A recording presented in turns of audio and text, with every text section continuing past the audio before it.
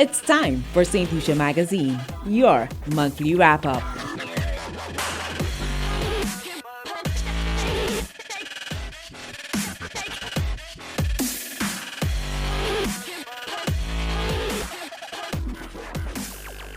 Hello and welcome to Saint Lucia Magazine. I'm Humadi Mark.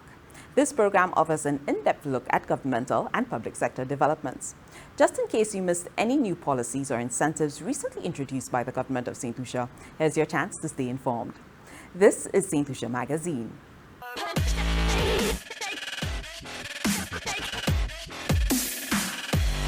The Government of Saint Lucia recently launched several initiatives aimed at empowering entrepreneurs and boosting the economy. One such program is the Micro, Small and Medium Enterprise MSME Loan Grant Facility. This initiative is being spearheaded by the Ministry of Commerce, Manufacturing, Business Development, Cooperatives and Consumer Affairs.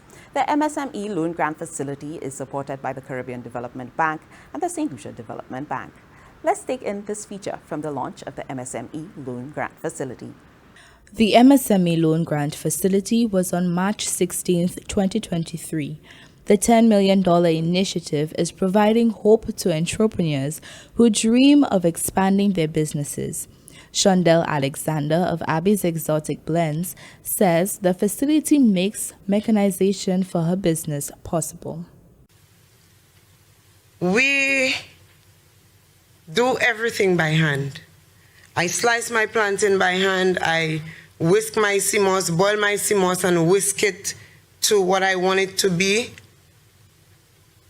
because financial institutions will not assist me to get a machine or machinery.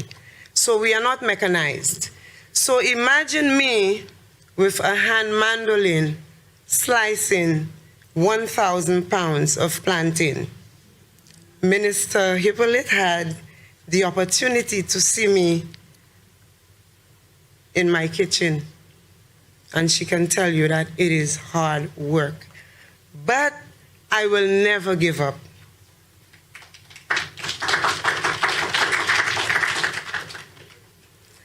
As I conclude my discussion, I am thrilled to be part of this group of individuals determined to improve the economy landscape of Saint Lucia.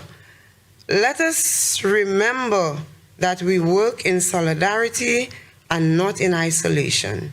Minister for Commerce, Honorable Emma Hippolyte, indicated the loan grant facility is expected to impact at least 500 micro, small and medium enterprises, MSMEs.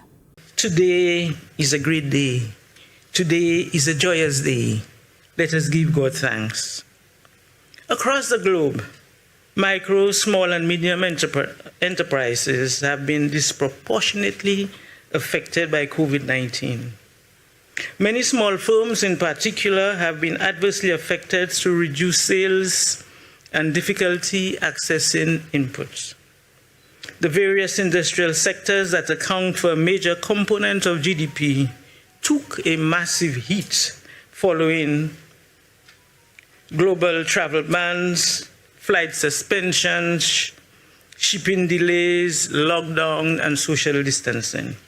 And as such, these measures took a heavy toll on SMEs, undermining the livelihoods of a large number of private sector entities.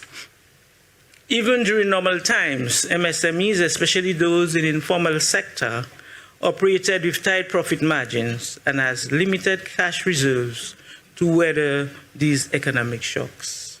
Hence, the impact of COVID-19 threatened to overwhelm MSMEs' coping capacity, and you've heard it here this morning, through interrupted supply chains, reduced demands, delayed repayments, and fast accumulated cash flow pressures. It is noteworthy that compared to large and formal enterprises, MSMEs are less able to tap into emergency credits and other financial reinforcement programs, although they are arguably the ones that need such support the most. It is on this basis that I find myself extremely happy as we embark on this historic event today. So again, permit me to express my jubilation as we celebrate the launch of the Micro, Small, Medium Enterprise Loan Grant Facility. Prime Minister of Saint Lucia, Honorable Philip J. Pierre, encouraged entrepreneurs to use the opportunity effectively for the advancement of their businesses. This morning, we are investing in people. $10 million investment in people. And out of that, we are saying to them that 70% is a grant and 30% will be a loan. And we showed the confidence in you by giving you the 70% grant, so you have to pay back the 40% loan. And many businesses started small. There are examples of these. I want to give you an example. I heard the lady from Abbey speak about her business. I want to give the example of Baron Foods. Baron Foods actually started like her, with a blender, yeah. That's how Baron Foods started. And I urge you, there are other facilities available. The partial guarantee scheme from the ECCB, which is available. But you have to ensure that you do what you have to do to make these loans and these guarantees accessible. And what do you have to do? You have to keep your records. What do you have to do? You can't you can't believe that sales is profit. Sales was never profit. There's a discipline that must go with small business. There must be the drive, but there must be the discipline. And I urge you, do not take the 70% to buy. See what you tell me? You're not in trouble. Do not take the 70% to buy what is not necessary for the business. Take the 70% to invest in the business. We have to reinvest. We cannot spend the profit or what we think is a profit. We have to make, because you never succeed in a business until you succeed. And that may sound very paradoxical.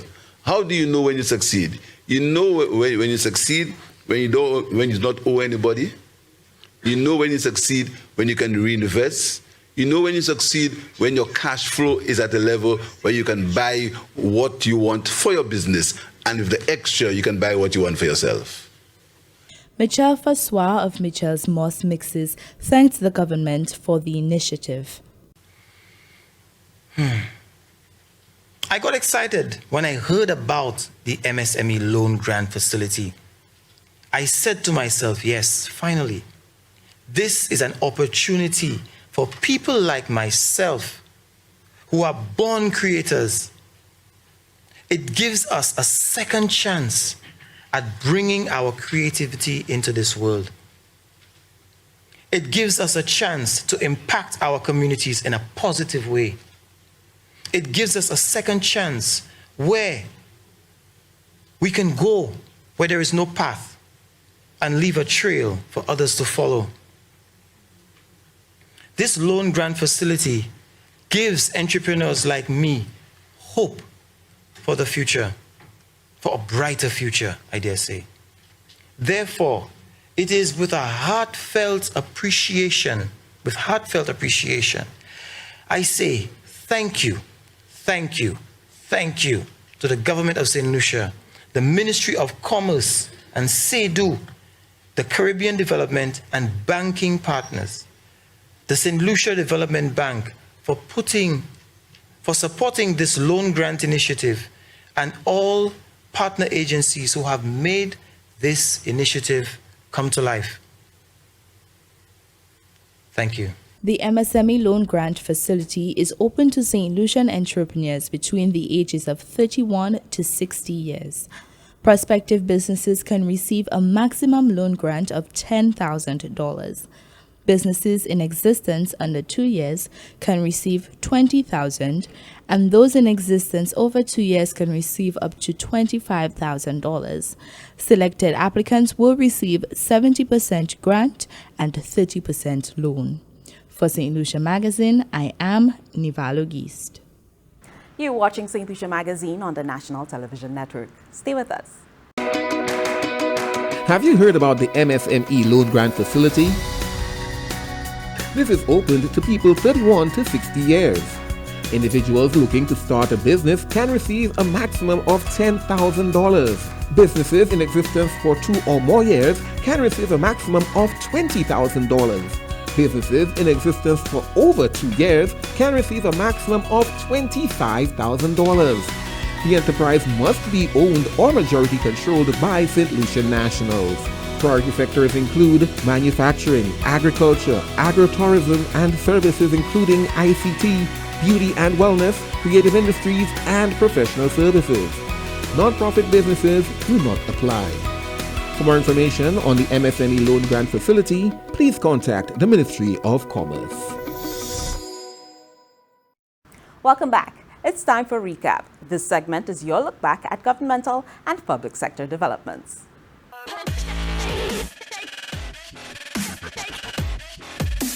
Prime Minister and Minister for National Security, Honorable Philip J. Pierre, introduced the Suppression of Escalated Crime Police Powers Bill in the lower house of Parliament on March 16, 2023.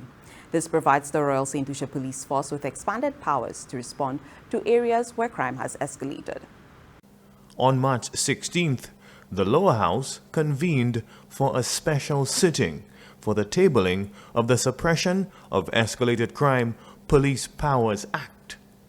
Prime Minister and Minister for National Security, Honorable Philip J. Pierre, introduced the proposed bill in Parliament only 5 days after announcing to the nation his anti-crime action plan to restore law and order in the Vieux-Fort South constituency. The government recognizes the harm that can be caused to communities in Saint Lucia, not only in Vieux-Fort, as a result of increasing crime. Indeed, Mr. Speaker, the crime of supplying and distributing illegal guns and firearms can cause harm to the users and to the country generally. In addition, the supply of illegal ammunition and illegal firearms threatens the lives of and causes harm to people who are sometimes innocent. The formation of gangs with the whole purpose of committing crimes and causing harm to individuals in society lends to the increased occurrences of crime in Saint Lucia. The Police Powers Act, constructed by the Attorney General, Honorable Leslie Mondesi, in consultation with the High Command of the Police Force, is a legal instrument that establishes a framework to protect public order, public safety, and economic stability. Meanwhile, the government has amended the Constitution to make the appointment of the Deputy Speaker in the House of Assembly compulsory. Prime Minister, Honorable Philip J. Pierre, and government legislators have taken steps to ensure the business of the people of St. Lucia in the lower house of Parliament is conducted in conformity with the Constitution and standing orders of the House of Assembly. This constitutional amendment is to end the violation of Article 46 of the Constitution that has taken place for more than 5 years in this honorable House. The Prime Minister has sought Parliament's approval to amend the Constitution of St. Lucia to ensure the position of Deputy Speaker is compulsorily occupied, as has been the convention for more than 3 decades before it was discontinued. And you know, the tragedy of all of this is that when you see you have to amend a document like a constitution to protect the country from an individual like the former Prime Minister who became the Prime Minister of this country, albeit on the basis of the support of the majority of the people of this country. We are now faced with a situation where we have to protect the Constitution of this country from that kind of eventuality, that kind of problem. Parliament's approval of the constitutional amendment would guarantee the election of a Deputy Speaker and also ensure the position is filled immediately or no later than the following sitting of the House. So to clarify it, Mr. Speaker, we're doing it the right way. And that is the difference between us and them.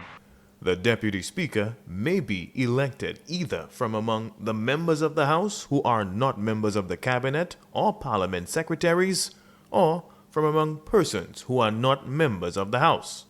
From the Office of the Prime Minister, Rihani Isidore. Saint Lucia has commenced Phase 2 of the Riverbank Restoration Project. This promotes the conservation of the island's rivers. A training exercise was held in March to ensure best practice and safety of workers.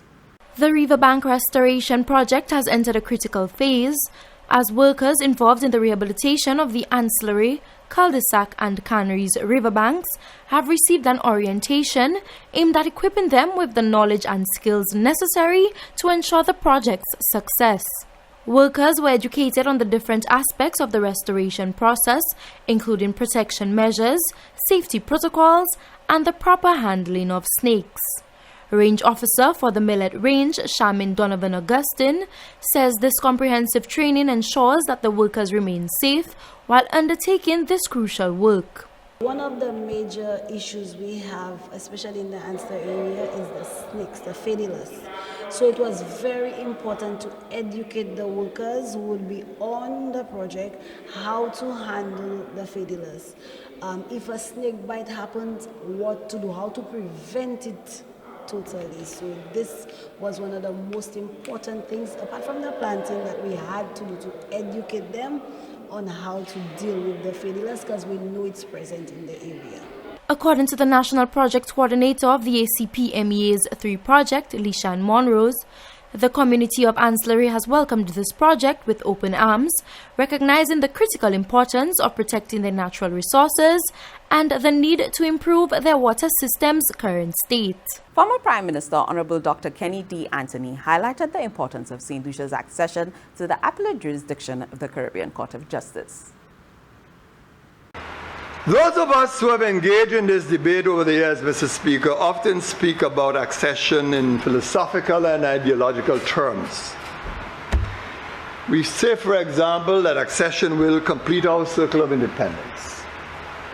It will complete the repatriation of our Constitution, meaning that this Constitution will come back to us. It will be part of our grand norm. We created it, it's ours. Those who see it that way.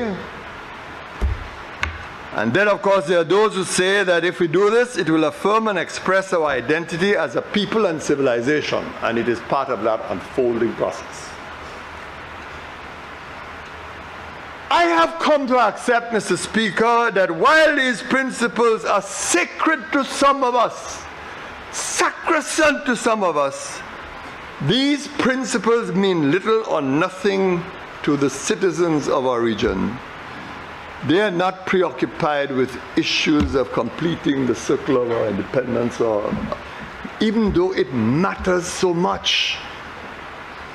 It matters to people like me, it matters to judicial personnel, it matters to academics, it matters who have a sense of what the Caribbean civilization should be. It matters, but rank and file, for them, it is of little significance. You see, we came out of a certain kind of social matrix. We were the children of the Black Power movement, of black nationalism. That's where we came from. We knew what the value of an Afro was and what statement it made and what it meant. We knew all those things. And for us, it is the completion of that journey of self-identity. So for us, it's a big issue. The Ministry of Youth Development and Sports furthers collaboration with the Caribbean Basin Security Initiative's WIRI program. The Minister of Youth Development and Sports, Honorable Kenson Kazemi, sees the collaboration as an opportunity to alleviate St. Lucia's crime situation. The Ministry of Youth Development and Sports hosted representatives of USAID Youth Resilience, Inclusion and Empowerment, WIRI. The WIRI project is a part of a family of programs supported by the USAID in the region.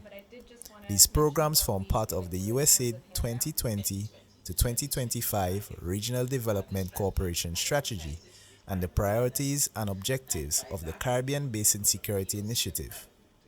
We sat with the Chief of Party, Phelps Feely, of the USAID Youth Resilient, Inclusion and Empowerment Project, Priorities are really around the public health approach, sharing knowledge, learning and adaptation, and sustainability. And so those three programs are the OASIS project, which is around juvenile justice, the Cara Secure project, and the WIRI project that we're talking about today. The Minister for Youth Development and Sports explained his deep concern for the crime situation in Saint Lucia and workable solutions the ministry can use to alleviate the problem. Thankfully, we have partners such as USAID who are willing to provide some support to ensure that we can strategically and methodically identify what are the main issues pretty much causing the crime situation on island, and thereafter coming up with strategies to tackle the issues. The WIRI is youth-centered, system-strengthening activity focused on youth between the ages of 10 to 29 in Guyana, St. Lucia, and Grenada. Marvin St. Louis, reporting from the Ministry of Youth Development and Sports. The Ministry of Agriculture welcomed a delegation of officials from the Mexican Agency for International Development Cooperation to assess the progress of the National School Feeding Program. A delegation of Mexican officials from the Mexican Agency for International Development Cooperation visited St. Lucia to follow up on the school feeding program of the FAO Mexico CARICOM initiative for adaptation and resilience to climate change in the Caribbean, which aims to promote sustainable agricultural practices in the region. During their visit, the delegation, accompanied by staff of the Department of Agriculture, conducted farm visits across the island to engage with farmers who supply the school feeding program, with the aim of gaining a deeper understanding of their farming practices and challenges they encounter. They also visited several schools around the island and were warmly welcomed by students who benefit from the school feeding program. National Project Coordinator of the school feeding program, Cherry Ann Smith, provided an update on the progress made by the students in developing the school gardens, which are an extension of the program. Smith explains that the school feeding program not only provides nutritious meals to primary school children, but also creates opportunities for them to learn about agriculture and food production. The Mexicans, they're doing a tour of the Caribbean to just follow up. It's just a follow-up exercise to follow up and to meet the stakeholders, meet our students, because they're the ones funding the project. So they're basically here to meet the students, meet the farmers, and to introduce themselves to the stakeholders, like I mentioned. So it has been going good so far. We visited the Passions Combined. We're now at Fowaso Combined School, and the delegation so far is going very well, and they're very happy to meet the students, and they're very happy to be contributing towards the development of the school feeding program in St. Lucia. The project ends in April, so it's now left up to our ministries, health, education, agriculture, to scale up the project and to ensure its continuity. The Government of Saint Lucia and the African Export-Import Bank began dialogue to explore mutual opportunities in the area of development, financing, trade, and export. Professor Benedict Orama heads up the Afrexim Bank as its president and chief executive officer. What I want to assure you is that we understand the responsibility we have. For so many years, we recognize the need to come together. We recognize the need to see how we exploit our markets together. The high-level meeting marked the first step towards exploring opportunities to secure trade and project financing from the Afrexim Bank for the PA administration's development agenda. Would your bank make it easier when a loan is applied for so that the money can get into the project? What's the time span that you think can happen? That's our basic problem, that it takes 2-3 years, and by the time costs have changed, etc., and you can't, it doesn't have the maximum use that it ought to have. No, you are right. It's a problem, but don't forget that we are an Exim bank. We are a trade finance bank. We do not have the luxury of delay. So that is the DNA of our bank. If somebody wants to, for example, let's take the simple one. You want to do an export. You don't have even 6 months to get the money to do it. Otherwise, it's finished. So we have the DNA of speed. That if you ask anybody, that's what That's one thing they will tell you about Afreximbank. The Caribbean Development Bank, CDB, expressed satisfaction with construction works at 3 schools on the island under the Education Quality Improvement Project, EQUIP. Joined by Ministry of Education officials, the Caribbean Development Bank's team visited all 3 sites under the EQUIP project, approving of the works undertaken, especially in equipping the institutions to facilitate the use of modern modalities of instruction. The 3 schools include the La Guerre Primary School, which was rebuilt after being destroyed by Hurricane Thomas in 2010, while both the Vidbutai Primary and the Gordon and Walcott Memorial Methodist each receiving new wings, all funded by the Caribbean Development Bank. Social Sector Division Chief of the CDB, Martin Batiste, says the CDB is heartened that the learning environment of the students of the 3 schools have been improved as a result of the project, enhancing the quality of education provided. Improving the infrastructure is a key part of making sure we have quality teaching and learning taking place. So we came, we've seen the work that has been done, and we know that the stakeholders, the principals and teachers are in fact quite satisfied, and we're glad that the ministry was able to provide these facilities in response to addressing some of the gaps that we have in delivering high quality education. The idea, Mr. Batiste says, is for schools not just in St. Lucia but the wider region to focus more on delivering 21st century education to a generation that has experienced more technological advancement than any generation before it. That concludes Recap. Did You Know is up next.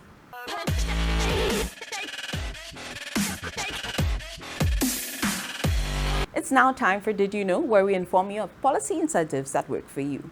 Applications are being accepted for the Youth Economy Grant.